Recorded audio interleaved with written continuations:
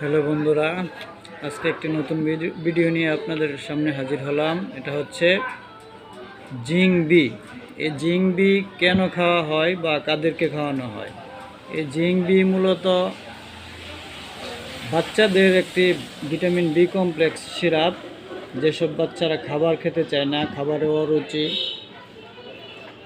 বিশেষ করে এই জিঙ্ক বি এর অভাবে বা ভিটামিন বি কমপ্লেক্সের অভাবে মুখে ঘা হয়, মুখে ক্ষত হয়, শরীরে চুলকানি হতে পারে, বাচ্চাদের শরীর দুর্বল থাকে, হাত পা ঝিমঝিম করে, খাবারে অরুচি। বিশেষ করে অনেক বাচ্চা আছে যারা খেতে চায় না, খাবার একেবারেই খেতে চায় না।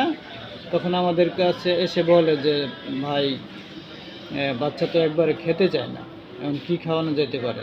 তখন আমরা সাজেস্ট করি যে জিঙ্ক বি সাথে খাওয়ান, সাথে একটা অমিডন সিরাপ বা মোটিকার সিরাপ খাওয়াতে পারেন।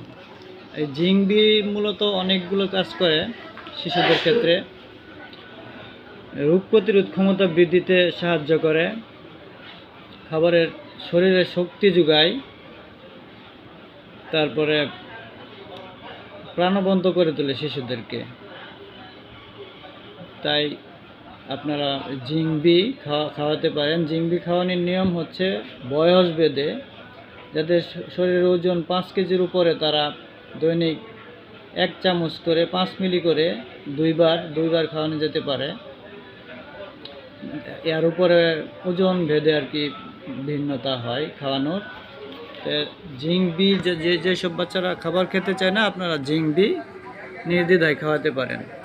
আর আমার এই চ্যানেলটি নতুন, আপনাদের যদি ভালো লাগে, ওষুধ সম্বন্ধে কোনো ধারণা পেতে চান, তাহলে চ্যানেলটি অবশ্যই সাবস্ক্রাইব করে পাশে থাকবেন।